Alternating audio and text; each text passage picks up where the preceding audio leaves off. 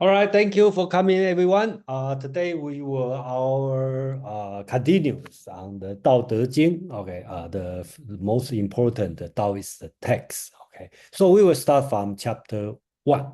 Okay, so as our regularly we will do is raise your hand if you want to read your translation, and then after we probably will take two people or three. Okay, and then we will share among and my translation and come with brief explanation.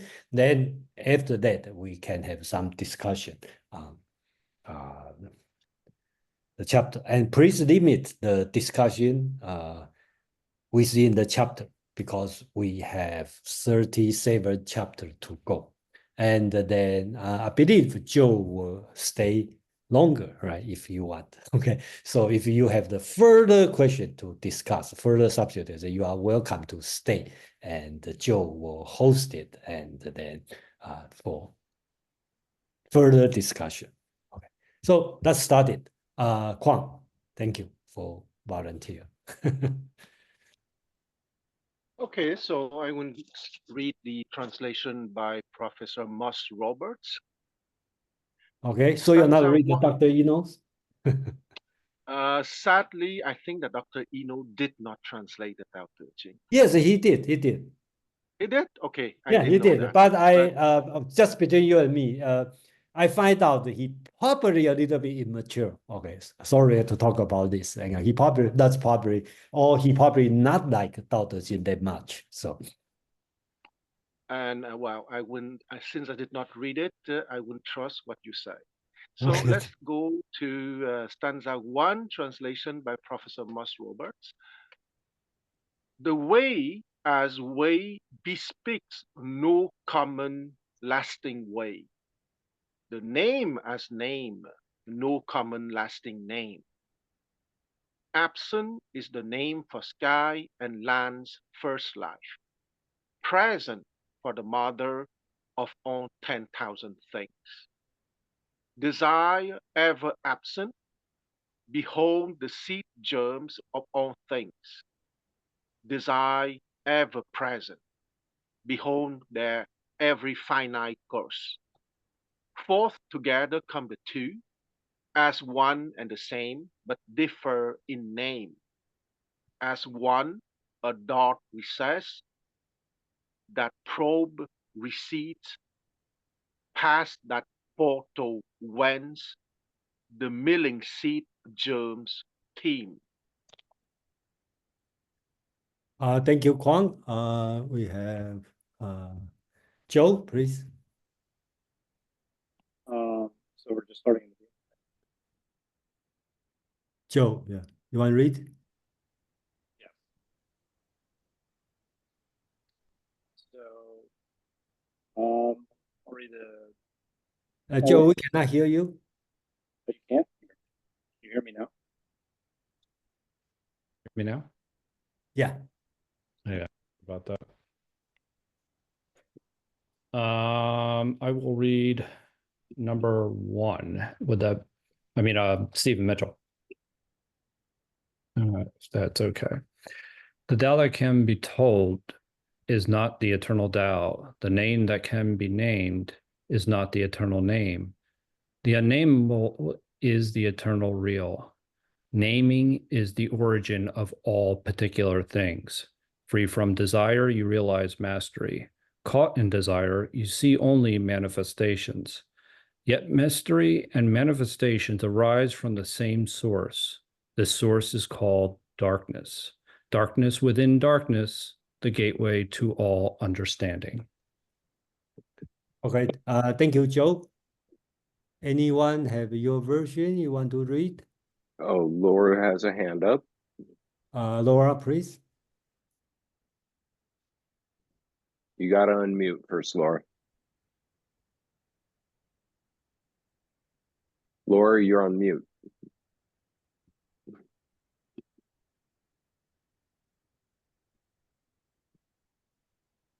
Can you unmute?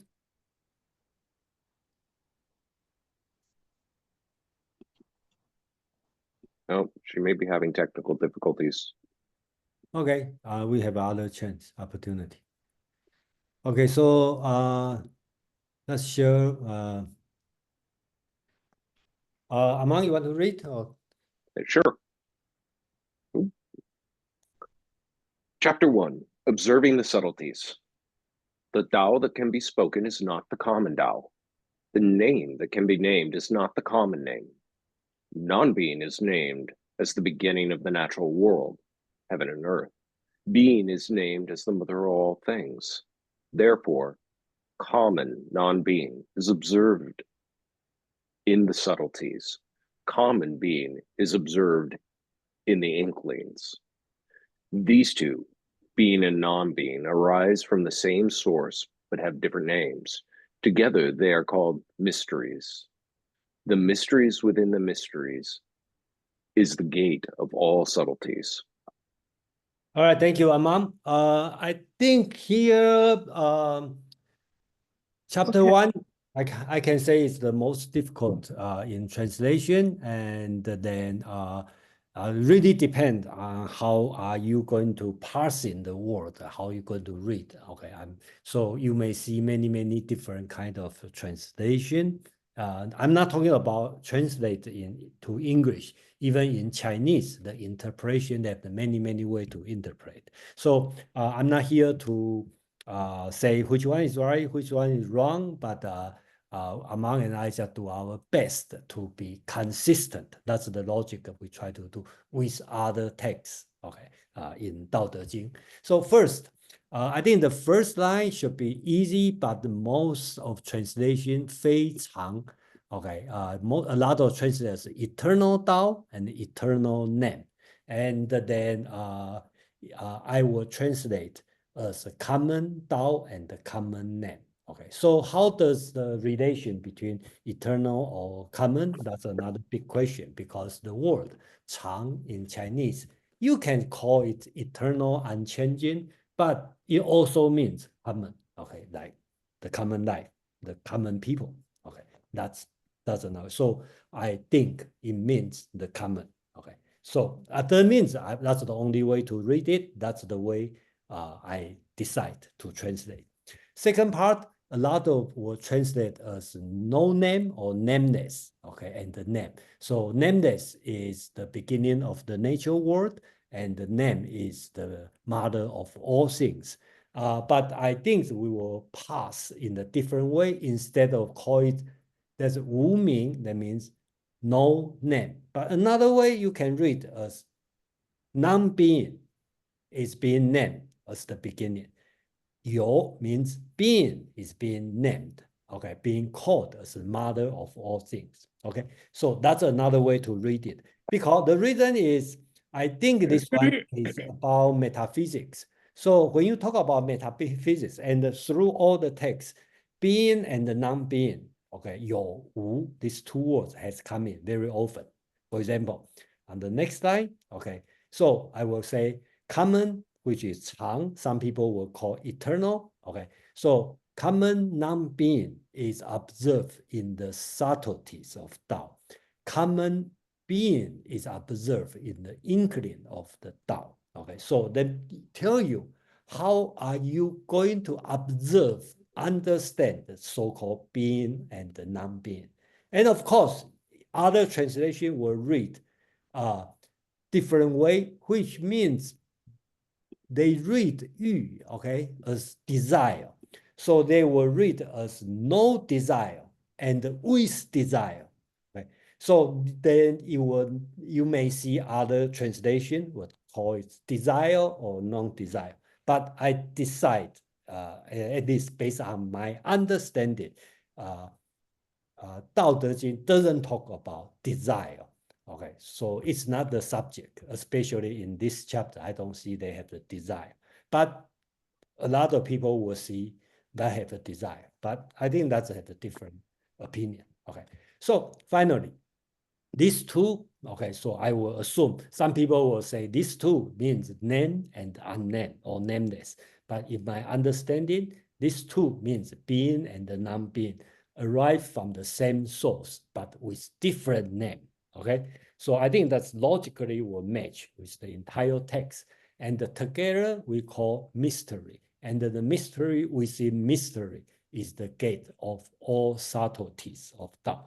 So I think that's the brief interpretation of this text. But of course, we can spend hours to discuss this one, but I don't plan to spend too much time on this one, but that's the way I explain. And you may see some translation treated as dark, okay? And I decide to translate as mystery. Both are correct, because this word, 玄, okay, it means something red, okay? It means red, but if we very deep red, right? You would, if you see the color, it's very, very red in the deep, okay, shade. It looks like it's black. And then you have the feel of mystery, okay? So I have been struggle to find the right word for this one. And I think right now we decide to use the mystery because it means mystery. Okay, so let's put it this way. But anyway, okay, Amang, let's hear what you. Oh, as soon as I start speaking, I'm not speaking about the Tao. That's line one. If it can be spoken about, that's not quite it. If we can put words to capture it, that's not really it either. That's the opening just first stanza there. The second one does begin discussion of Wu Ming and Yao Ming. In other words, without name, having name, which I do like the idea of this being something without name is not there for our cognitive concept. It's non-being in our conception. We only conceive of things that we put names around. It's just a human phenomena. And then being, we have words for, and those things exist in all the natural world around us. Being is named as the mother of all things. That's what that line is kind of getting at. And therefore, both of these give you insight into the Tao. It's not one or the other. You get understanding, an inkling, by observing both what you can cognitively, rationally think about, but also the in-between spaces that you don't have words for necessarily. I could go very far abroad on this philosophically, but I'm not going to. What I am going to say is this is the opening chapter of the Tao, has been, as the received text, the opening chapter of the Dao De Jing. In the Mawang Dui, it is chapter 38, as opposed to chapter 1. But it does demark a new section where the discussion under topic is the Tao. And this is a different Tao than the Tao that was spoken of by Confucius. It is capital T, the way, not a way, or even the way of humans. And so there's a polemic to how Lao Tzu is using this term to distinguish himself from the text of Confucius sources. You're going to see more of that in the Tao Te Ching. The only other thing I'd say about this is one of the things I really like about our translation of that opening that opening stanza, the Tao that can be spoken is not the common Tao. Tao ke Tao, Fei Cheng Tao, Ming Kong Ming, Fei Cheng Ming. It has a similar cadence, and it's really hard to capture that when the inclination to over-explain the text in translation is ever present for many translators. Because as Jason and I have said many times now, there isn't translation without some level of interpretation. And I'm now come to see that as a spectrum. trying to interpret less or trying to be as interpretive as possible. All right, thank you. Thank you, Mark. So we have a few hands up. Let's go to Mark, Huang, and Joe. Okay, so Thanks, Mark. Jason. I have a comment and 3 questions. Okay, go ahead. So my comment is, actually, I guess I have 2 comments and 3 questions. So my first comment is about the first line, or the first 2 lines. I'm not sure to what degree this is different than what Eamon is saying, but the way I often hear people interpret this is that, like, the nature of reality is unknowable, like this Kantian wall between knowledge and reality. And so my Chinese is really weak. So this is one of my questions. I'm gonna rely on you guys to see if this interpretation makes sense or not. The way I interpret it, at least in the English translations that I've read, is that it's more like the Tao that can be spoken is not the common Tao. Sometimes I see eternal Tao. So spoken is different than existing, and it's a little different than understanding too. But to me, what this seems to be implying is kind of a difference between theory and practice. That it can't really make sense that it's just saying that it's unknowable, because then what is the whole book about? It's got to be able to convey some understanding of it. So to me, it's like a caveat for the whole book. It's like, okay, I'm going to explain this to you the best that I understand it, but that's not the same as the real thing. Like, what the book is saying is not the same as the real thing. You have to explore it yourself. So that's my first comment, and I'd like your guys' comment on that. And then that gets to the last line: mystery within mystery, the gate of all subtleties. So there's a phrase, it might be from Marx, I'm not sure. He certainly quotes it: there is no royal road to science. And my understanding of that is there's no, like, shortcut. There's no one secret way that, like, tells you everything you need to know. So you need to go into it. You need to get deeper into it and think about it on a deeper level, and then you gain a deeper understanding. And to me, with that interpretation, that last line, mystery within mystery is the gateway of all subtleties, is kind of congruent with the first couple lines, which is there's a difference between your understanding or my understanding or what this book is saying and the actual reality of it. And the way to get closer to that reality is to go deeper into the mystery, to get the deeper understanding.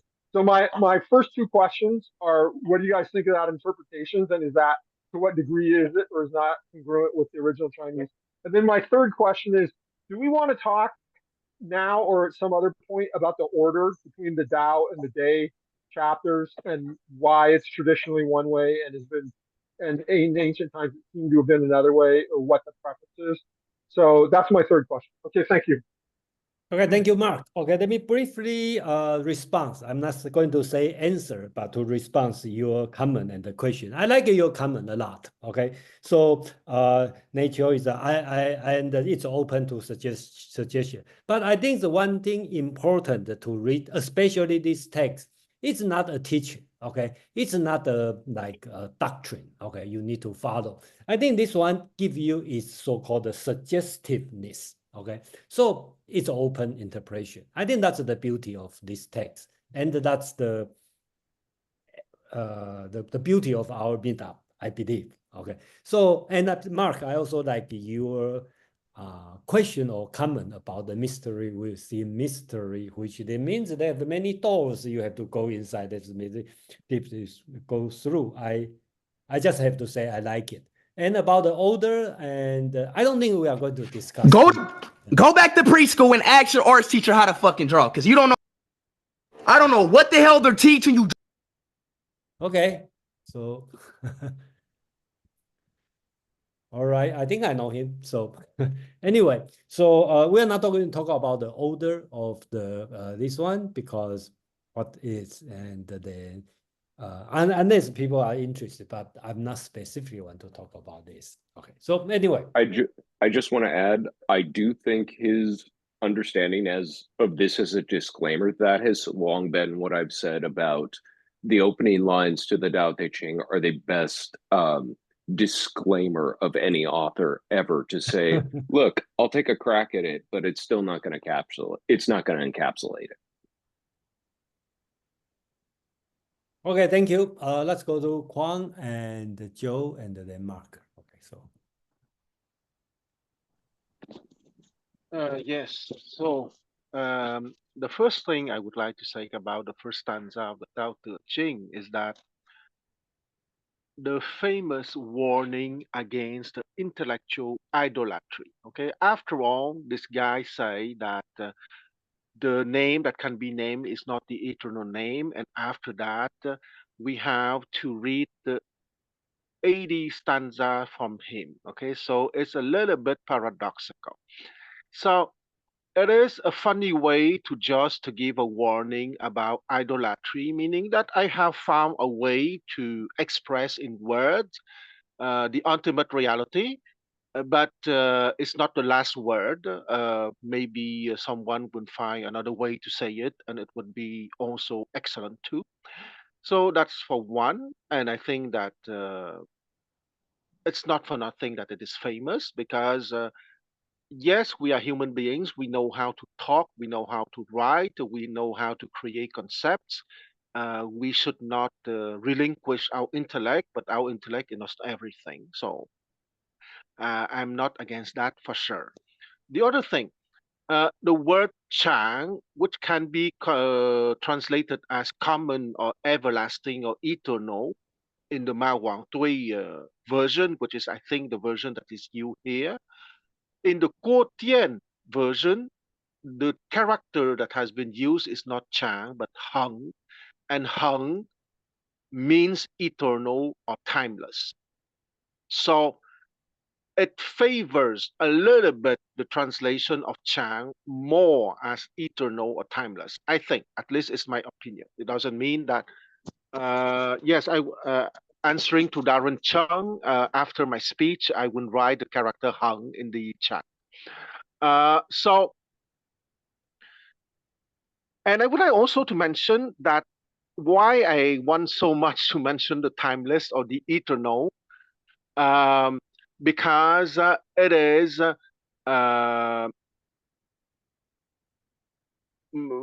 it allows me to go back to my love or my beloved hexagram, okay? Because once again, in the Chongyong, what has been granted by heaven is our nature. To lead by our nature is called the Tao, and to cultivate the Tao is called the teaching. And it's also speak about the invisibility of ultimate greatness. And the invisibility of ultimate greatness precisely is mentioned in this first stanza, okay? Behold the seed germs of all things, but you can also behold their every finite course. So the invisibility of ultimate greatness is precisely the infinite dimension or infinite reality, but when it is expressed in the 10,000 things, it is the finite dimension. So always the dance between the infinite and the finite. And a very last word, let's not forget that this Tao Te Ching was the imperial matrix for the first two generations of the Han Dynasty, meaning between 206 BCE and 136 BCE. So it has been used for very practical purposes and not only for pure philosophical meditation. I stop here. Thank you, Kwang. Just a little bit comment on you talk about the Chang. Yeah, that's correct. The Guo Dian used the Heng. Heng means unchanging. Okay, so no doubt about it. It means unchanging. But a little bit defend on myself. Okay, unchanging. The common thing is unchanging. So that's the argue I have. But I know it's I don't want. Well, we should not go too much on that. That's a little bit. But I just have to say, probably 80% of people will agree with Kwang. Okay, I just have to fairly say that. Okay, so that's it. Thank you, Kwang. Okay, always. Joe, please. Sorry to interrupt. I just want to say to Darren that I just wrote the Hung in the chat. And thank you, Jason, to say that 80% of people would agree with me. I am absolutely delighted. Thank you. Okay, Joe, please. Just really quickly, I mean, I'm not going to expand too much on this because I think we understand, we've spoken quite a bit about what can't be spoken. But I do think that I think for me, the Tao really started to come into a deeper understanding of it anyway, around number 11, when they talked about essentially the hole in the middle of a wheel is actually its role, the space. Actually, it gives meaning to the manifest. So what is manifested and what isn't manifested? And understanding that relationship is, I think, for me personally, was kind of key to understanding the unity of opposites, right? So it's also something that we've talked about quite a bit here is this with Quan. I do like the idea of timeless and time, or he just said infinite and finite. Because then we start to think about things within how something exists in reality, but how something exists eternally. And so that once we kind of understand that relationship, we start to understand what the unspoken word, how that has meaning. And so when we think about those terms, think about it in those terms as well. But yeah, I mean, this is obviously key to understanding the entire text. But yeah, it's about being and non-being, and I think understanding what makes something what it is. Thank you, Joe. We have Mark, please. And Shrinka. Okay, well, thank you so much. It's such an honor to be part of this group at the beginning of this first footstep. I was wondering, I was going to ask about common, and I'm not sure. I think I understand that you think of common as maybe everything. But I did want to ask about the last, can you put it back up on the screen, Jason? Because it's a bit difficult for me to talk about it. Yeah, go ahead. It's just in the third of the four groups of stanzas that you have. Mm-hmm. This is where the other translations, some of them, I have that Boston University website that has 8 translations. It doesn't mean that more is better, for sure. But 6 of those 8 talk about desire. 2 do not. Mm-hmm. And the differences between your translation and the translations that want to make it sound more Buddhist, I think, oh, you have to eliminate desire if you want to see this thing. Why are these translations and your translation so far away? They seem to be saying something completely different. Okay, well, okay, I'm glad that you talk about the more doesn't mean better, right? So we should respect the minority. So I'm in the minority side. Okay, so put this way, I do think too much Buddhism interpretation through the Buddha come to China 6th century. Okay, so the last 1,000 years, okay, they all has Buddhism in mind. So that's why. And my personal situation is this. That's a little bit personal philosophy.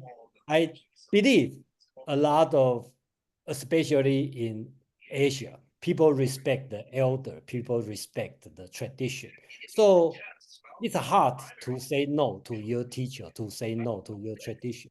So that's why I constantly said it's very difficult to correct the mistake which they made for 2000 years. Okay, that's the way. That means I'm right, but I'm willing to take this change because in today's situation, I don't need to be the real scholar because I can go to internet, I can search as many as thing I want, and then logically I can come with my argument. So that's my position, and I agree with you. Probably 6 out of 8 will put the desire in the translation. Yeah, you are right. Thank you. Yeah. We have Rincon, Paul. Thank you. Thank you, Jason. I've missed some initial parts. If I'm repeating something, No please problem. Yeah. You look more authoritative, so at least for a short period of time. I kind of worry, you know, Modi. It's only an appearance. This is only manifestation, you know. I think the Modi the coming history to behind join it is deeper.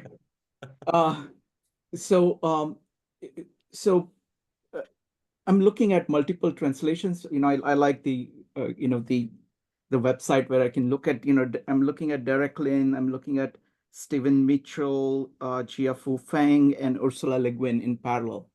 And I'm looking at how they name those two things. And again, if I'm repeating some points that Kwan made, excuse me, but like the one that you're using is being and non-being, which seem opposite of each other, whereas the pairs that all the other people are using seem to be kind of orthogonal to each other. Yep. So like eternal and temporal, mystery and manifestation. So they're not really opposed to each other, but they are different. And they're trying to say that, you know, the vertical, if you will, I'm just using it, is the mystery is the foundation of everything, but then there is manifestation, and there is a common root to all of it. So can you talk a little bit about why these kind of opposite terms, being and non-being, and why do these people use terms which are not opposite of each other, but are kind of orthogonal to each other? Okay, I just want to brief talk about this one because I don't want this one become an eternal perennial argument on this one. And I believe it's only happened here on the first chapter because I think the basis is the way we read it, right? In Chinese, you read Wu Ming, okay, You Ming, okay. So you can take definitely no wrong to read nameless and with name, okay. So perfect, fine. But another way to read it, unfortunately, Chinese has every word you can read as a verb of noun, of adjective. So if you read wu as one thing, ming means verb, name, okay? So that means wu you will translate as non-being. It's being named, okay, as the beginning of the natural world.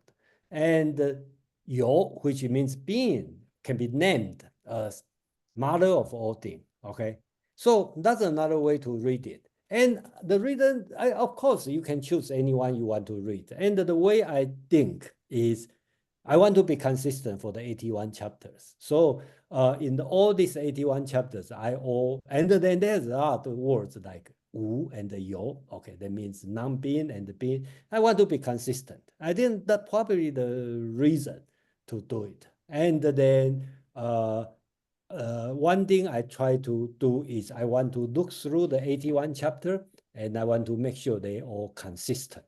Okay, that's the test I give myself. And then it's hard to say philosophically which one is right, which one is wrong, which one I prefer. You know, actually, I will open to everyone. Like I'm going to drop my 2 cents in here. Please, Amang. I think because what Jason's done that isn't done in most of the other translations, and he's right. Chinese words can be read noun, verb, adjective, especially in ancient Chinese, but also the difference between subject object. Here, what he's done, he's taken the wu and the yao as the subject of the stanza, and that actually is consistent with Taoist ideas that the without and the with are the things that you should be zeroing in on, not some sort of quasi-Buddhistic, interpretation of desire or permanence, which that is what has, I don't want to say infected because that's a very pejorative term, but it is absolutely impossible to deny that the Tao Te Ching, through years and years of translation, has been understood through that Buddhistic lens quite a bit. This is much more in keeping with the traditional teachings of with and without, to, or as Hamlet says, to be or not to be. Thank you, Amon, and thank you, Jason. Yeah, I know the first chapter we can spend long time on this, but yeah, it is difficult, and but because it's difficult, so everyone is right. So, Paul, please. Yeah. I know you said you don't want to go into the detail of why you chose common, but I just want to ask a couple questions quickly and say what it means to me, and also mention that there's some sort of poetic style to what you guys did that Aman briefly mentioned, which I really love.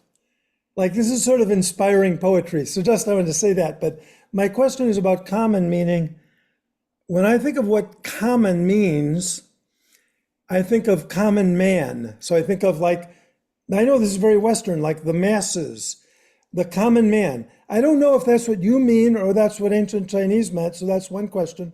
And secondly, if I think of it that way, I get this feeling that what the translation would be saying is the Tao that can be not named is not the Tao of lived experience. The common is sort of anti-intellectual. The common man doesn't name, analyze. The common man just lives. And the Tao that can be named is not that. So is that what you mean? What does common mean? That's what I'm talking about.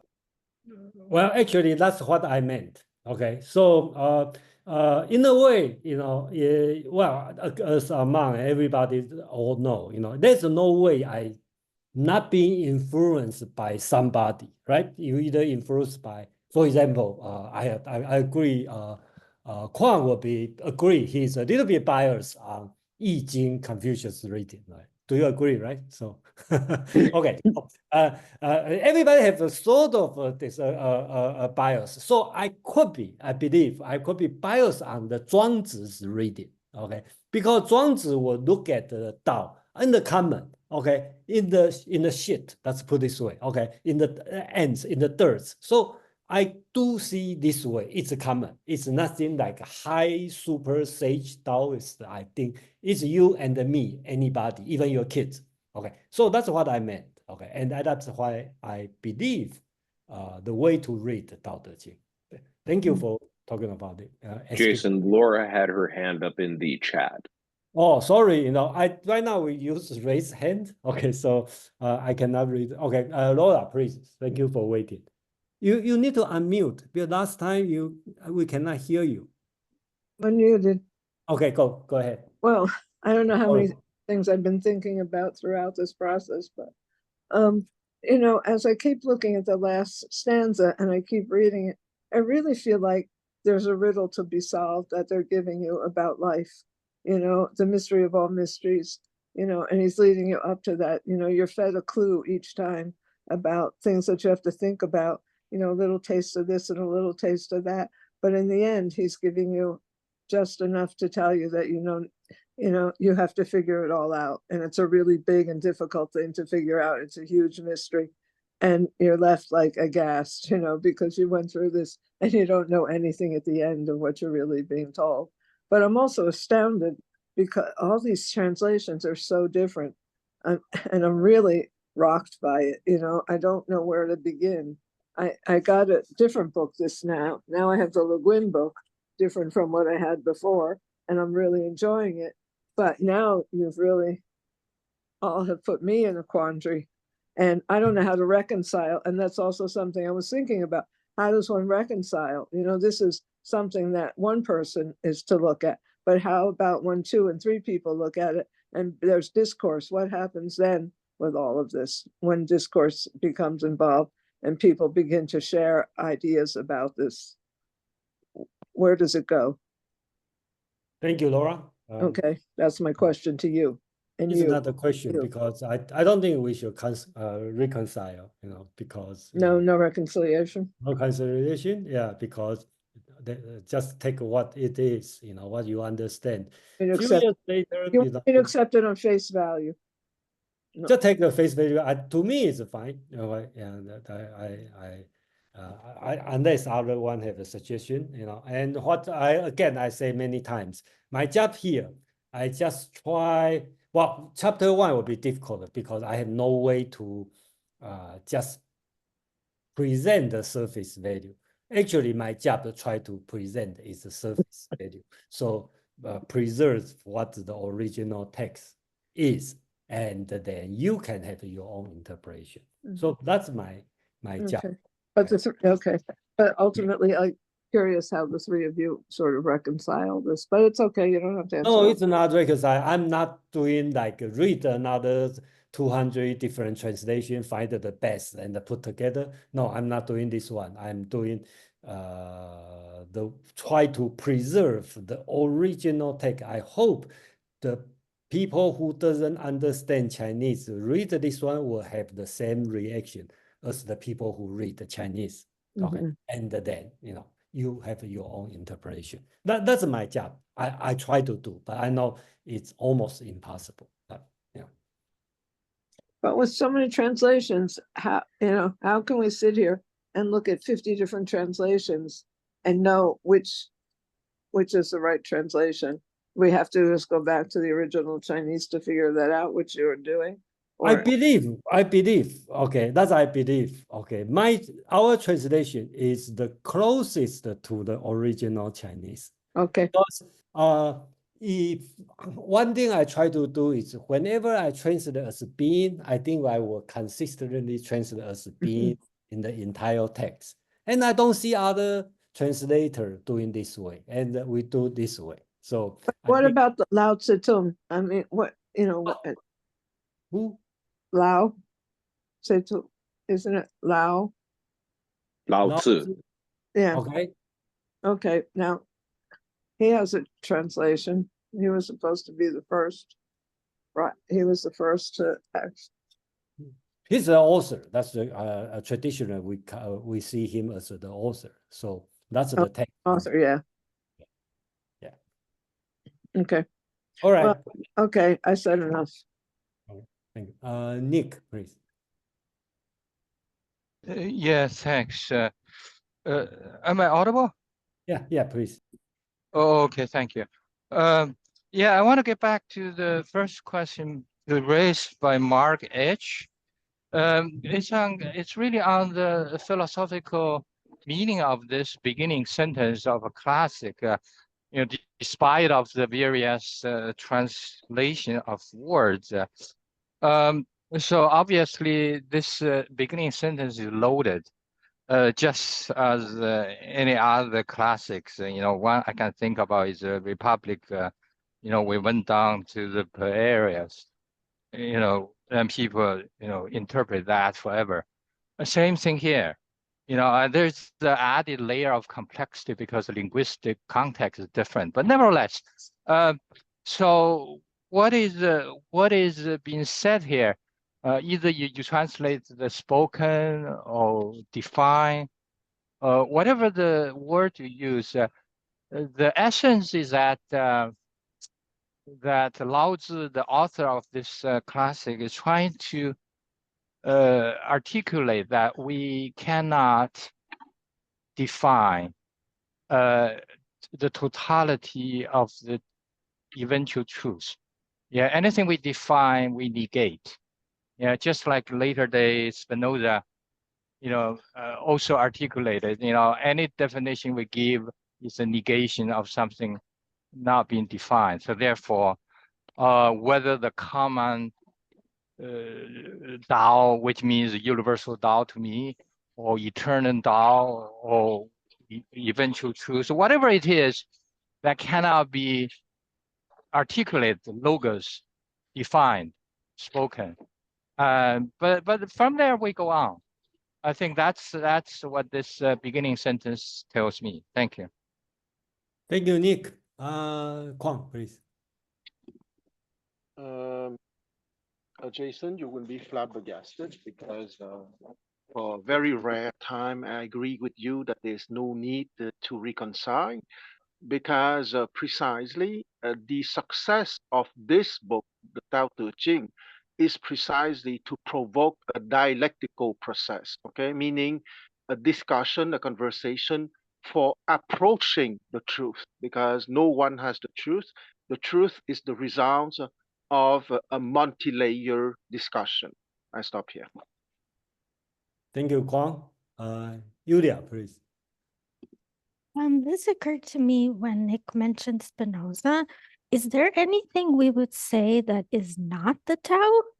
Is there anything that's outside of it?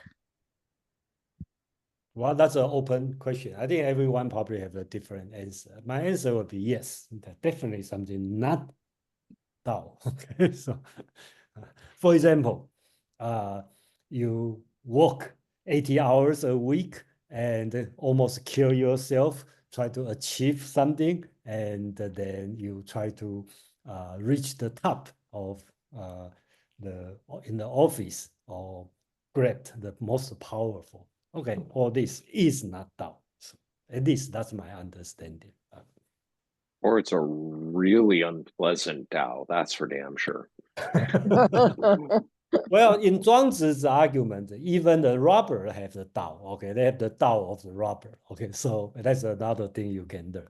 But another way to look at it is, I can give you a solid example of what is not Tao. Okay, so but I think it's really depends. And some people want to read as everything is Tao. So that's an open question, but it's a good question. So, Thanks, Jason. Should we go to verse 2? Yeah, that's great. We only spent 1 hour to yeah. Okay, so let's move on. But same, this is an opening question, opening chapter, and then of course, and then all right. So anyone want to read the chapter 2?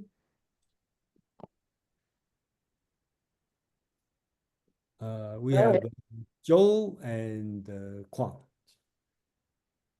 Yeah, let me see. Let me pull up a version here. I'll read the Stephen Mitchell one again, I guess. The Tao that can be told is not the, oh, I'm sorry. Yeah. That would be number 1. When people see some things as beautiful, other things become ugly. When people see some things as good, other things become bad. Being and non-being create each other. Difficult and easy support each other. Long and short define each other. High and low depend on each other. Before and after follow each other. Therefore, the master acts without doing anything and teaches without saying anything. Things arise and she lets them come. Things disappear and she lets them go. She has but doesn't possess, acts but doesn't expect. When her work is done, she forgets it. That's why it lasts forever. Thank you. Kwang, please. Okay, so stanza 2, translation by Professor Mose Roberts. In every fair the world considers fair, there's foul. In every good the world considers good, there's ill. For what is not guilds, and the harder the easier consummates. the long, the short decides, and higher, lower measure. Bronze gongs, jade chimes would join, and former, latter sequence fall. Ever round and round again. It is why the man of wisdom concerns himself with underacting and applies the lesson of the word unspoken, that all 10,000 may come forth without his direction, live through their lives without his possession, and act of themselves unbeholden to him. To the work he completes, he lays down no claim, and this has everything to do with why his claim holds always true. Thank you, Kwang. Anyone want to read another version? Oh, I see Laura's hand popping up over there. Okay, Laura, Lori, Let's please. see what I can pull off here. Why don't you unmute me? You're unmuted. Oh, I No, am? I'm muted. Okay. All right, here I go. Wish me luck. Everybody on earth knowing that beauty is beautiful makes ugliness. Everybody knowing that goodness is good makes wickedness. For being and non-being arise together, hard and easy, complete each other, long and short, shape each other, high and low depend on each other. Note and voice make music together, before and after follow each other. That's why the wise soul does without doing, teaches without talking. The things of this world exist, they are, you can't refuse them. To bear and not to own, to act and not to lay claim, to do work and let it go, for just letting go, what is what it makes to stay. Thank you. Let's share my screen.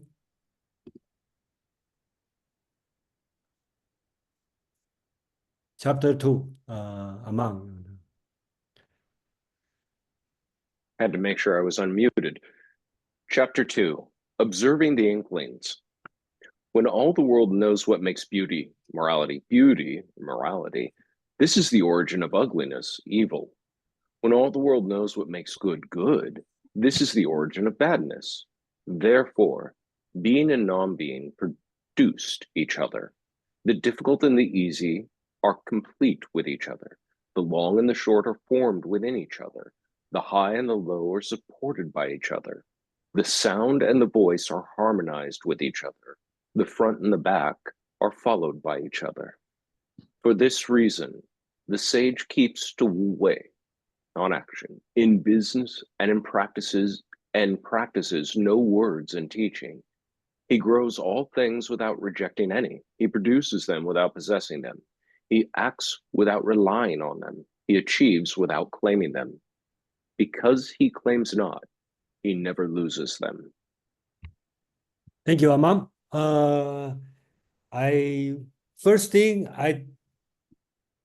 The first two line, when all in the world know what makes beauty, beauty, this is the origin of ugliness. Chinese use 美, okay, so it means beauty, beautiful. But I think in Dao De Jing, the beauty also means the moral. Okay, so because the opposite is 恶, which means evil. Okay, so it's at the double meaning in the text. That's why we put the parentheses here. So I think the first line is talking about the you should not say relativism, but I think it's more on the that's my understanding. Why we have the ugly thing, because we have some standard. It's anti-standard. We have a standard, say, oh, this guy is beautiful. So that means, so again, more important could be moral. When you have a moral doctrine, then whoever not follow this morality or the moral doctrine become evil. Okay, so that's how evil. I think that's the greatest, biggest attack on Confucius and teaching, right? Because in Confucius, usually stick with something moral. And if you are not practice or not following, you are immoral or you are evil. Okay, so I think that's the first thing. Second part is, I think it's great. And then at least the way I read it, it talk about two things opposite, right? Being, non-being, difficult and easy, long, short, high, low, sound, and the voice. Sound means the music sound, and sung means regular original voice, front and the back. They all opposite, but they all compromise, they work together each other. Just back to Yulia's previous question, right? The way I read it is not reconciliation, right? You have no need to consolidate them together because they coexist, and then that's the beauty of that. So that's my understanding. And then this text is very good at almost touch all the important teaching, right? Like non-action, which we translate as wu wei. Okay, so and the practice teaching without words, 不言之教. So it's also re-emphasize on first chapter, talking about the Tao can be taught or can be teach, can be put in the word. It's not real Tao. Okay, it's under. So basics. That's the this text is talking about. So I think this text is going from cover many things, even to the end, talking about the leadership. So I will take like talk here is talking about the leadership, right? He act without relying on them, okay, and he achieve without claiming, okay, because he claim not, he never lose them. So I think that's all very good life lesson for everyone. Thank you. Aman, please. Yeah, I again, another chapter, easy to go ad nauseum about, but what is being said here? You find something you prefer, you define something you abhor. Beauty, ugliness, morality, evil. We are trained to see the world in terms of the wanted and the unwanted. And the second section, all through here, tries to dissolve those distinctions in the mind of the reader between the ideas of difficult and easy, short, long, high, low, noise and voice, or sound and voice, front and back. These are conceptual ideas that don't exist apart from one another. They exist because of one another. Last thing I'll say, without getting into the weeds of what does this chapter teach you, is in the third stanza where we retain the term wu wei. There's a very intentional reason, and we talked about this before in other translations. Some of you have heard it. You can feel free to hear white noise when I babble now. But for those who've not heard this before, choosing to retain the Chinese in its original form is an intentional decision to induce the reader to understand that something more particular is happening here than is simply encapsulated in some sort of artificial transliteration. The idea of wei is not an idea that by simply saying non-action or inaction or effortless action or minimal action really captures what wei is. Remember in that last chapter, I pointed out that Jason has decided to retain wu and yo as the subjects in that sentence of non-being. Wu meaning without, yo meaning to have. So here, wu and wei being action, without action. That's not saying without any action. It's not saying no action. It's not saying even, it is a term so important to the concept within the Tao Te Ching that it deserves to be understood on its own terms And so it's retained through the text. We did this with the Analects, we did this with the Art of War, with very particular terms that were so important or so easily misinterpretable by simply translating them into an English approximation that it merits keeping them here. And so I encourage readers and people when discussing Wu Wei or the Dao to not try to simply understand it in strict an English equivalency, because there isn't one. It has to be understood in its own cultural and textual context. Thank you, Arman. So let's have Joe, please. Yeah, I mean, I think that there's again, we've spoken about this in the past, but I think it's an appreciation for what makes something whole. And that's a good way of kind of thinking about it in the terms of, and I think Amon actually phrased it well when he said wanted and unwanted, right? So what is the wanted and what is unwanted? And would you have something to want if you didn't necessarily not want something? So understanding that enables you to understand the value of the opposite. And so I think that that's a really important point. The translation's also interesting. It's interesting to see how Jason and Aman had taken their approach, and how if you read multiple translations where, you look at it and say something that has been claimed or achieves without claiming something, so that, and that comes back to this idea, it doesn't mean no action per se. So if, you kind of see what that means in that last paragraph, but if you read other translations, it's almost as if they talk a lot of it about forgetting. And so as if it were something that makes it eternal in 2 or 3 of the other translations that I've seen. And it's an interesting contrast to say, the idea of not claiming something versus, it just being lost, so to speak.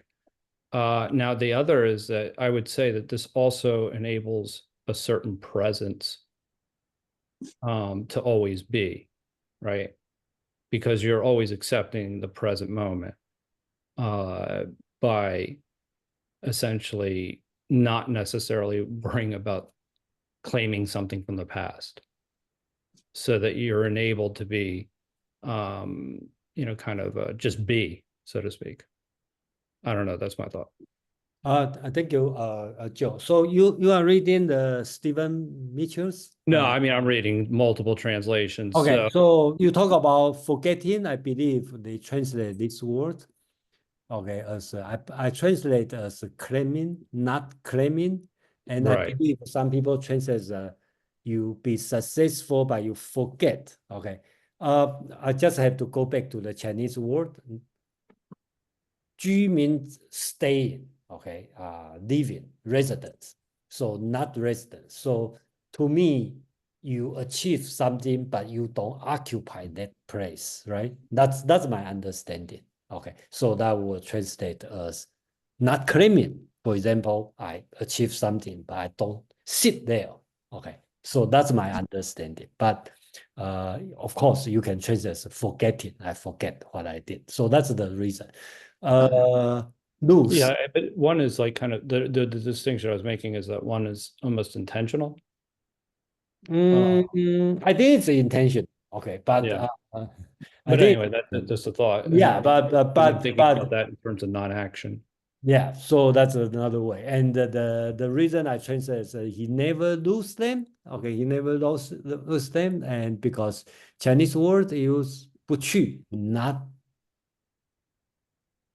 lose. Okay, not out. So I think that's the reason. So I always go back to the text, as I mentioned. I hope the English reader will read as the Chinese reader read the Chinese. That's the purpose I try to do. Yeah. Anyway, thank you. We have Kwang, right, and Mark. We have two Mark. So, oh yeah. Yeah, anyway, Kwang, you go first. Then we go for Mark H and another Mark. So. Okay. So what I want to say for this one is that if you read the Chinese title, Guan Jiao, at the first level of meaning, Jiao mean a border. Okay, so something that would separate you from the whole. Okay, that would give you characteristic. Because and the translation observing the Inklings, I think it's very good because Inklings means concept, views, ideas, characteristics. So I think that the one, well, the first stanza, the second stanza resemble a lot the first hexagram and the second hexagram of the I Ching, and I explain myself. The first hexagram of the I Ching is about heaven, and the second hexagram of the I Ching is earth. Well, the first stanza of the Tao Te Ching is about metaphysical considerations, okay, being, non-being, etc. And the second stanza of the Tao Te Ching is precisely observing the concepts, the Inklings, meaning that here we are not in the ontological reality, but we are in the epistemological reality, meaning that when we use words to differentiate the small and the big, the beautiful and the ugly, the intelligent and the stupid, etc., we are demarking frontiers, we are demarking borders from the ontological reality. So, and I would like to go back to the text. The long, the short, the size, and higher, lower measure, and former, latter sequence form. Okay, so those are the pairs that I chose to mention because they are in the text, but you can have many other pairs, of course. And the second part, and it starts with in every fair, the word considers fair, there's foul. In every good, the word considered good, there's ill. Okay, so that is the fundamental epistemological distinction that is given by human beings precisely because he was speaking of the word, and we understand, of course, that is the word of human being. And I finish with the last 10 lines, meaning that the man of wisdom precisely concerns himself with underacting, and to the word he completes, he lays down no claim. And this has everything to do with why his claim holds always true. So, once again, the epistemological invitation to be at the highest infinite awareness rather than into the particular characteristics. I stop here. Thank you, Kwang. And let's go to Jason, somebody asked if you could put the translation back up. okay, great. Just 1 minute. Okay. And while he does that, Mark H, go right ahead. Yeah, go ahead. Well, before that, thank you, Kwang. Okay. Yeah, it's a difficult word, jiao, and then I have debated in translate the Inkling. I think that's come from amongst the suggestion. And then another way to think about is critique, okay, because it's a boundary, but it sounds too Western. So, okay, I just to share with you. Yeah. Go to Mark H. All right, thanks, Eamon and Jason. So my comment and question may be a little too esoteric. I'm not sure. This seems like the best place to ask it. But maybe I can talk to Jason about it too. But if anybody wants to address it, especially the Chinese people. This chapter to me, I don't know what that stuff is. Can somebody mute whoever? Yeah.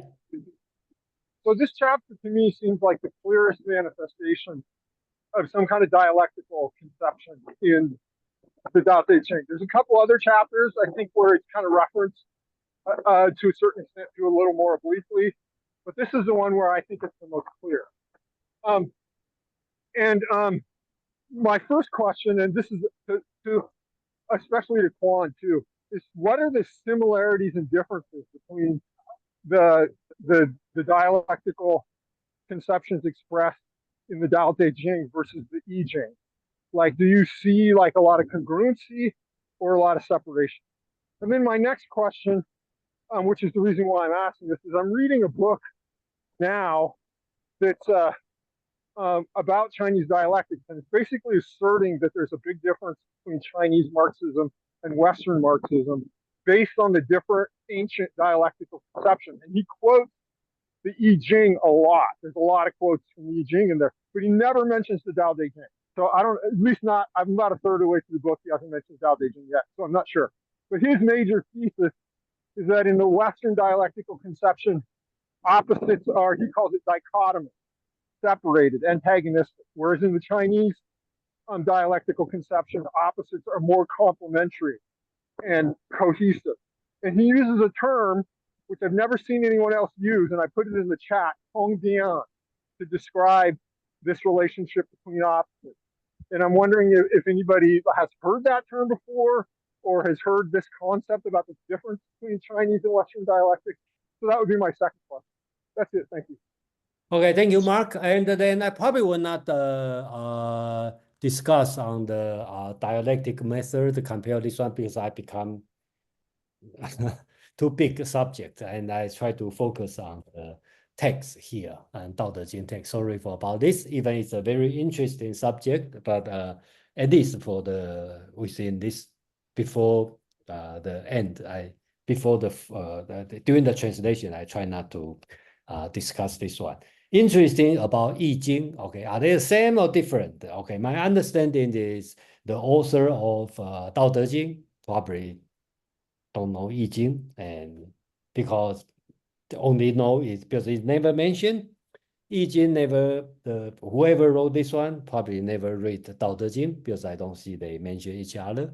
But your question is still valid because in the Neo-Taoism movement on the 2nd or 3rd century in China, they put the 3 mysteries, Sanxuan, okay, they include I Ching, Dao De Jing, and the Zhuangzi. These 3 they call Sanxuan. So, well, of course, it's a later time, and then we are reading the text before that. So, in my opinion, they are unrelated, but it doesn't mean they are unrelated. That means in that time, okay, I mean, 2-3, let's say 500 BCE, they are not related. Okay, so that's my opinion. Anyway, Jason, let me take just a quick crack at a couple of these because I don't think it's too big a discussion to go down this road.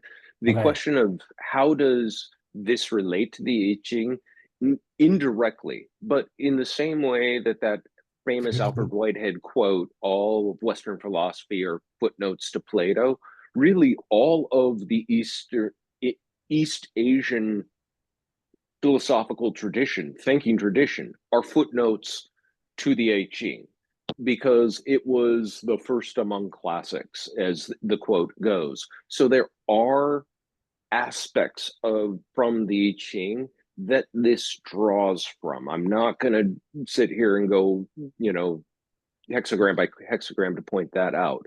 But that notion of dichotomy versus or harmony is absolutely instrumental to a difference between the Eastern and Western traditions.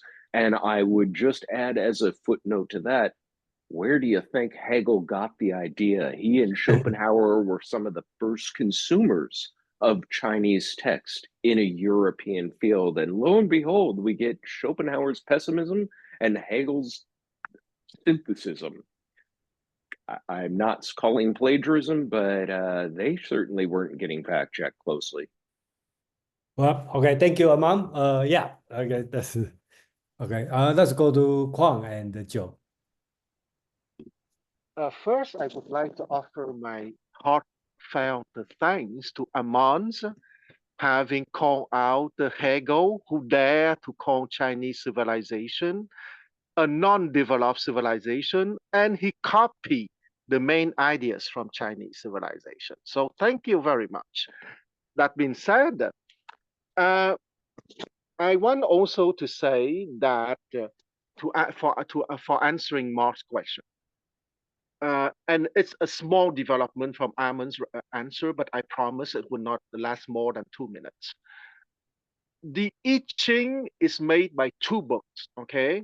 First, the most primitive part is called the Zhou Yi, okay? That is the more divination dimension, and it's 4,273 characters. But there is a philosophical development, which is 80% of the I Ching, and it constitutes 20,100 characters, and those 20,100 characters are called the 10 wings or Shi Yi. At the center of those 10 wings, or 10 chapters, if you prefer, chapter 4 and chapter 5 and chapter 6 are called the grand transmission. And that grand transmission are made of 48 poems. If you read those 48 poems of the grand transmission or chapter 5 and 6 of the Shi Yi, the 10 wings, you will find the same taste, the same refinement, the same philosophical proclivity than in the 81 poems of the Tao Te Ching. I stop here. Thank you, Huang. Who's next? Joe, please.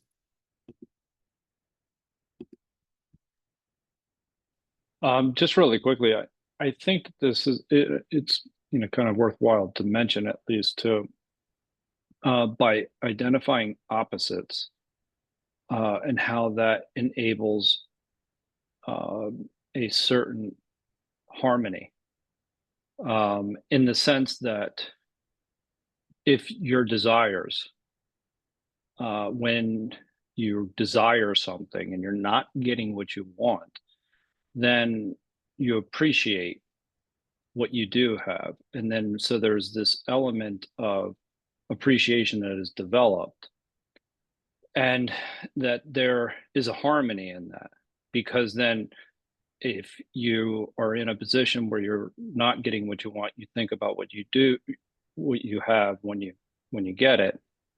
So just think about it in terms of spending time with someone. Well, you're not able to spend time with them now, but you're able to spend time with them later. So that time that you have with them, then you appreciate. So the harmony is it allows you to accept what is in the present moment, I would say.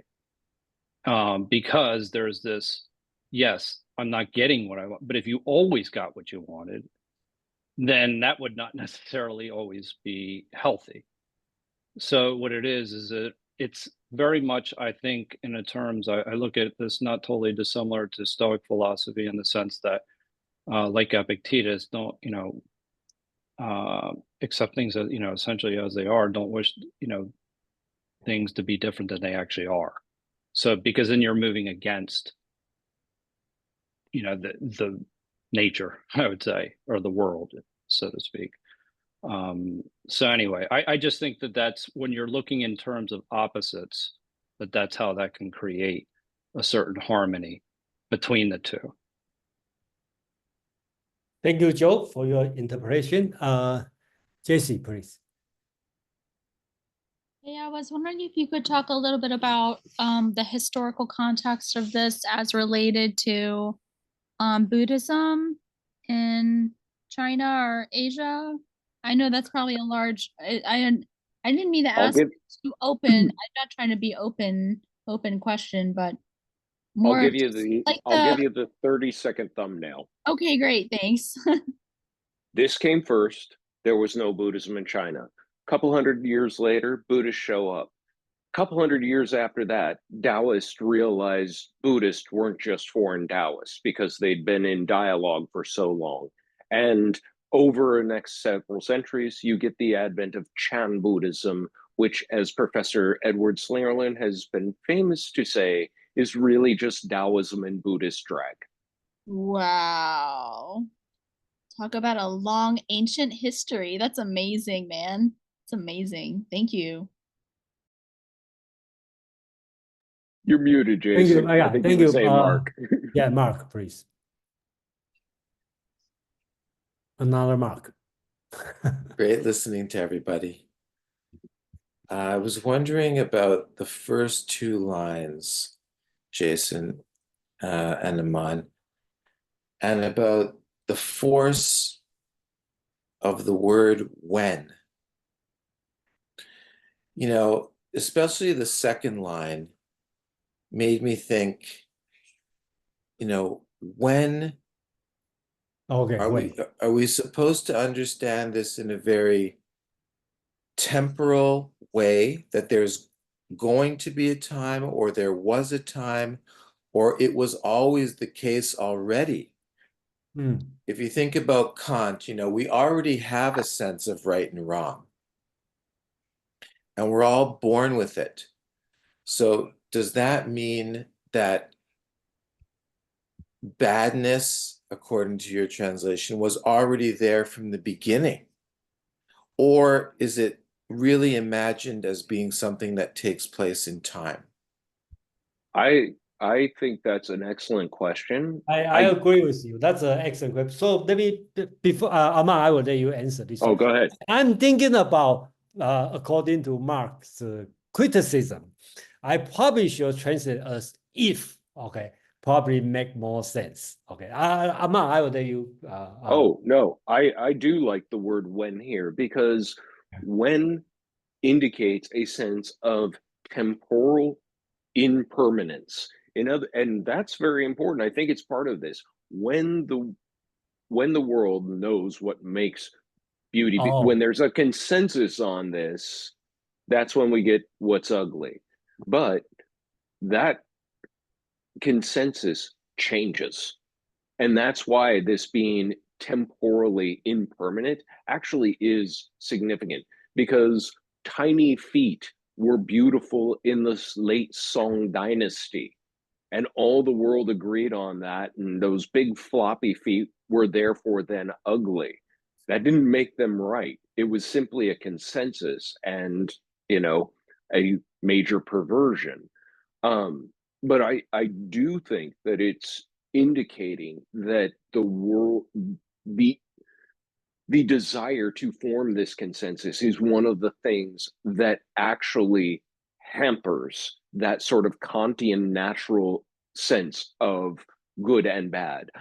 At 3 years old, a child that steps on a bird in the ground and kills it feels bad, not because they have some well-developed sense of morality, but because that was a bad thing to do, and they innately feel that. They don't need the words or the consensus of the world to tell them that's bad. When you see somebody else smiling in appreciation and gratitude for something you've done, you don't need words, you don't need concept. My grandson could understand that before he was 1 and had any words. And so I do think that there's this idea of trying to form that consensus, and that consensus shift is the cantrip that is to be avoided here. Yeah, thank you, Aman. And then Darren Chen just mentioned, just take out the when, right? Just all the words know what makes beauty beauty. This is the origin of ugliness. That's another way to read it. Probably will be close to Chinese, original Chinese. It's an open question, but it's a great question to ask, but again, it's difficult. So, anyway, when Aman talk about the foot binding, yeah, that's in the Tang Dynasty. They appreciate the woman a bit chubby. Okay, so at that time, most of the beauty today will be ugly. Okay, because the consensus is chubby woman is beautiful. So Madeline, please. Yes, thanks. Thanks, Jason. Thanks, Aman. This is terrific, and it's wonderful to be back. Yeah, I hope you are in the Confucius. So I just wanted to suggest following along the lines of what Aman said about the temporal quality, maybe the word whenever instead of the word when might suggest that more. I think that's great, and I will let Aman, make the call. So, Mark H. Thank you, Madam. Thank you. Yeah, thanks, Jason. So I'm just gonna crack this can enough for you to see the worm, but not enough for them to get out. I want to differ a bit from Mark Amen's commentary about the innateness of moral categories. I think that is a very common opinion. Most people believe that is true. I do not. I think Amen's example was an excellent example of why this belief is true. People often conflate empathy with morality, and those are not the same things. When I was a little kid, I ran across a group of small children torturing frogs to death. They were having a great time. People have different conceptions of empathy. They have different things they empathize with. I'm sorry, Mark. I think that it's not clear. Okay, I'll just stop there. I think I said plenty. Yeah, sorry, your audio was breaking up. It was a little hard to track. If I could paraphrase, I think what Mark was pushing back on is that not everybody comes with that innate sense of right, wrong. There are those kids who love torturing frogs. True, that's absolutely out there as well. But we moralistically deem that bad.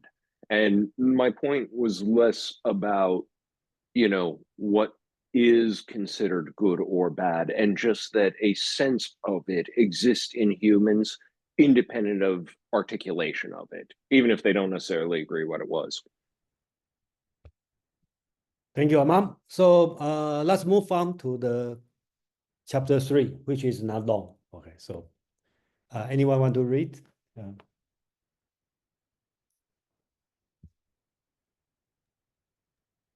Joe and the Yeah, I don't mind reading. Just have to pull it up.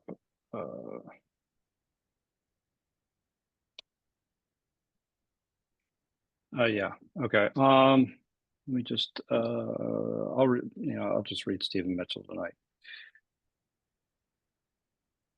If you overesteem great men, people become powerless. If you overvalue possessions, people begin to steal. The master leads by emptying people's minds and filling their cores, by weakening their ambition and toughening their resolve. He helps people lose everything they know, everything they desire, and creates confusion in those who think they know. Practice not doing, and everything will fall into place. Thank you, Joe. Kwang, please. Okay, so translation by Professor Mose Roberts, stanza 3. Do not promote those who excel, and folk will have no cause to quarrel. Price not goods too hard to find, and people won't be turned to crime. These objects of desire, unviewed, the people's thoughts remain subdued. Thus, under a wise man's rule, blank are their minds, but full their bellies. Meek their wills, but tough their bones. He keeps the folk from knowing and craving, and the intellect from daring to lead. By acting himself without taking the lead, inside his kingdom, all is well ruled. Thank you, Kwang. Jason, go ahead, and I'll take over for the last 20 after you have to leave. Yeah, so let's finish on the chapter 3. Okay, so okay, go ahead. Do not promote the worthy. People will not contest. Do not value rare goods. People will not steal. Do not show the desirable. People's minds will not be disturbed. For this reason, the governance of the sage is to empty their minds, but fill their bellies, weaken their ambitions, but strengthen their bones, commonly make people not know and not desire, so that those who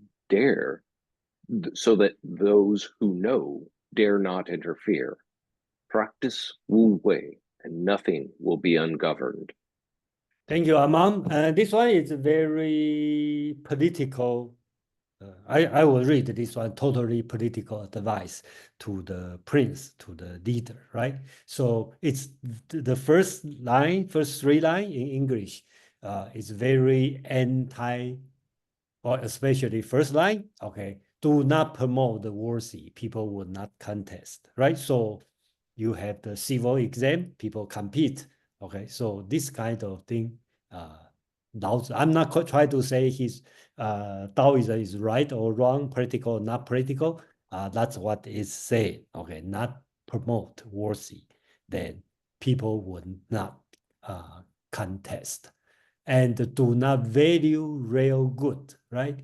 Then people would not steal. So because something are more expensive, so people will steal, okay? And don't show the desirable, right? And the people's mind will not disturb, okay? So another way to read it is you don't show the preference, okay? So the people's mind, people, common people, okay, will not disturb, okay? So another advice, okay, the governments use sage, okay? I will translate another translation called the wise man, okay, that's okay, same as in the Confucius Analects, right? I will translate as 君子, and some will translate as springman, gentleman, okay. So here I will translate as sage. So sage always work as a role model. Okay, so here the sage is different than Confucius sage. Confucius Analects, when they talk about sage, he's talking about Yao Sun, the ancient ruler. And then sage, I think in every chapter for these three chapters, all have the sage show up. So this sage is Taoism more role model. So and then political, okay, ruler. So basically they are focused on people's body. That means economics are more important. Okay, so then the ideology. Let's put it way in today's world, right? Election, right? People always choose, not right or wrong. A lot of times choose economics are more important or ideology are more important. So that could be the idea. And according to Laozi's teaching, economics are more important because important in that people have enough food. Okay, belly, talking about feel their belly. So practice, this word will be different. I will let people, everyone to decide how I'm going to interpret this one. Make people weaken their ambition, but strengthen their body. Commonly make people not know, not desire. So they, who knows, dare not to interfere. So usually Taoism political will not want people knowing too much. Okay, in this way, it would be easy to govern. The idea is distance from the people, so people will not knowing too much. And that's another subject. That's the subtle connect with the legalism teaching. Okay, so it's called that. So I stop here, and I have to leave in a few minutes. So I let Amang take care, and then thank you everyone. And after that, if you want to stay for discussion, I believe Joe will take care of that. Yeah, thank you. You want to make Joe the host then? And yeah, I'm going to make Joe the host. Okay. Yeah, and then okay, so I will stop sharing. So if you want, you can share your screen, and I can do that. I got it. So let me go ahead and get my screen up here. Come on. There we go. There we are. Wow. Thank you. All right. So this is a short chapter. I'll briefly talk about what it's saying, but also how it's easily misconstrued. Because this is a chapter that, like much of the Tao Te Ching, a Machiavellian interpretation is available readily for those who crave power. But note, it says first and foremost, don't promote the worthy. People they won't contest. They won't try and make themselves the worthy one. And what happens when someone's worthy? We just saw in the previous chapter, this idea of what we see as opposites. Somebody's worthy, somebody must be unworthy. If something is valuable, something else has to be valueless. If you do not show people what's desirable, then they don't have that ambition to be reaching towards. That's not to say that people should want nothing or that they should want for nothing. It's merely to say, you set up a goalpost, you're going to have people clamor. And if people clamor, people are going to fall short, and those are going to be the miserable majority that you're going to have to deal with in your future. For this reason, a sage's governance is to first empty their minds. Don't let people worry themselves to death about what you're going to do. Is the canal going to be dredged? Are we going to have enough food in the larders? This is more the concerns of their time frame. Fill their bellies. Do what needs to be done so that they aren't worried. Their minds aren't disturbed about this. Weaken ambitions, but strengthen bones. I do kind of like that one.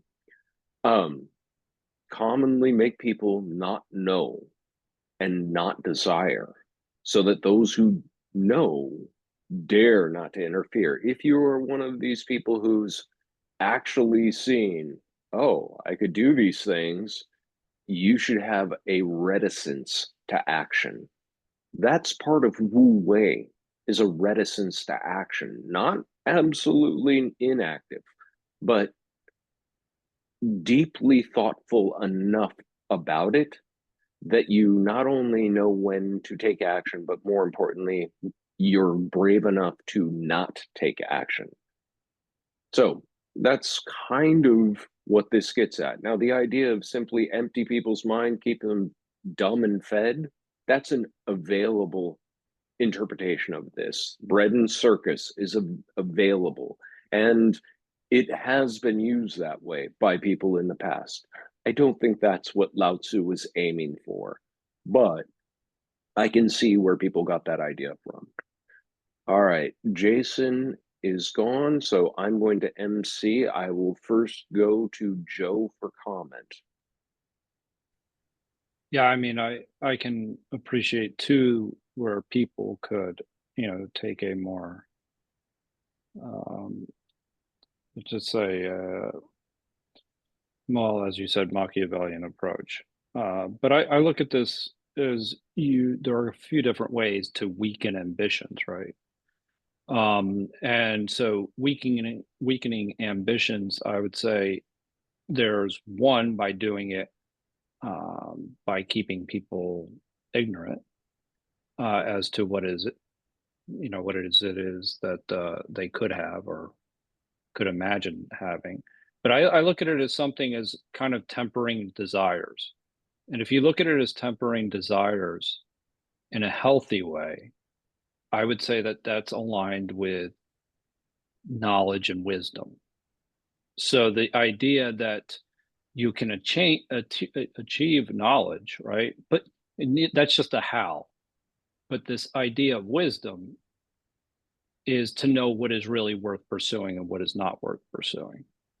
And I think when you're tempering desires, coming back to what you were saying, Aman, this is the way I take it, is that just because you can take an action doesn't mean you do it. So that's the idea of knowing what is worth pursuing and what isn't worth pursuing. And so that's the way I look at as something as a society, because it can have their desires tempered per se. Now, I understand again how people would interpret it different than I would have. But that's when I think about the Tao, I think about something that is, you're not necessarily focused on material means. You're not focused on the manifested. So that's not your driving force. Therefore, it's really that if you're tempering desires, and to know what to pursue and what not to pursue, and that's related to wisdom, and that's not related to ignorance. I understand again, that is my interpretation. Thank you, Joe. Quan, go ahead. Okay, just for the structure of the three stanzas. The first stanza is about the ontological reality. The second is about the epistemological overture, and the number three is about the political order. So it's quite beautiful in terms of organization. That being said, this stanza is the favorite of the Nazis, okay, because the Nazis decided to interpret it in the lower understanding, okay, because there is a higher understanding, of course, in the sense that empty the minds of someone doesn't mean that to empty something, it means that it has been filled first, right? So here I rather take the higher interpretation, meaning that inviting the person to a higher awareness. And I would say that this interpretation is uh, strengthened by the fact that at the end of the stanza, it's written, he keeps the folk from knowing and craving, and the intellects from daring to lead. Okay, because we all know that the intellect is a layer of the mind that is not the highest. So it is not that Lao Tzu wanted people to be dumb, but on the contrary, he wanted people to develop all the layers of their mind and not let an inferior layer, the intellect, be the leader. So I stop here. Thank you, Quan. Mark H., go ahead.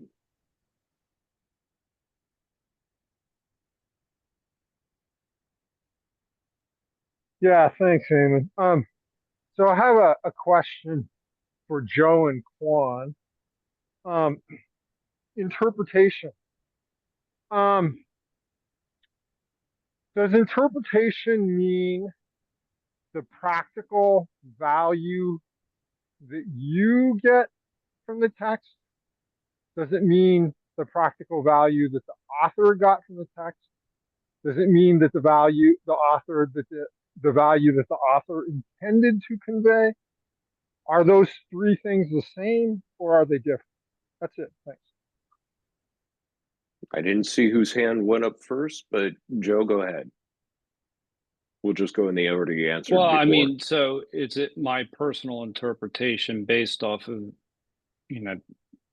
how I'm reading it, versus then there is the interpretation, meaning the literal, as this is what the concepts embodied at the time. Therefore, I'm going to make a translation to what this is. Then how it's interpreted that's up to me, right? So that's a personal relationship that you can have with the Tao, so to speak. But then there's the translation, the actual concepts of the time where you're actually capturing the word. And sometimes those translations will actually not even, will never, kind of, there'll be a certain degree of integrity that's lost in that. Because sometimes the concepts themselves aren't necessarily represented in English as they were in their ancient form. So then that's a different way of looking at it. So it's based off of, there's multiple ways to look at a text. there's multiple translations. If you read Stephen Mitchell, some of his words are completely off. I mean, it's almost his personal interjection to the text itself. So, I mean, there's no right or wrong answer to your question, but there's essentially different ways of looking at text. But I would also add, this is the importance of the spoken word in dialogue. This highlights that. Because then you actually get to what the person actually was trying to articulate. Quan, go ahead. Okay, I think that Darren Chung just wrote in the chat something that would inspire my answer. Simplicity is not ignorance, okay? In the sense that this text from the Tao Te Ching is very reminiscent of the invitation to simplicity by Taoism. And in Taoism, simplicity is not ignorance. And in one of my wide rapprochements, when Jesus Christ said to the people to be like the children, he didn't mean that people should be childish. He invited people to be childlike, meaning to have innocence, openness of heart, and love. So childlike is not childish. And I think that Taoism in general was inviting and is inviting to be childlike and not childish. I stop here. I am going to have to go and take advantage of a last word. Can everyone hear me?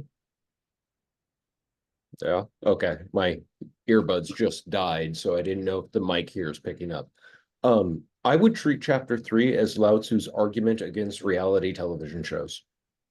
This is the sort of value, of ambition, of cluttered mind of ideals that he was arguing against, and the notion that people will delude themselves into believing that these things are a vehicle for their greatness, because that's what's promoted out there. In fact, I will demarked the fall of Western civilization at the start of reality television. But that having been said, the notion or the idea that there are better and worse kinds of ambition, though he doesn't say better or worse. He doesn't say that, a full mind is bad. He's saying good governance is to empty people's minds of those kind of ambitions, those absolutely vapid, self-destructive ambitions, when they could be doing things so much more beneficial for themselves to truly fill their bellies and strengthen their bones. That having been said, I do need to run. It was great to see everyone. I will look forward to seeing everybody next week.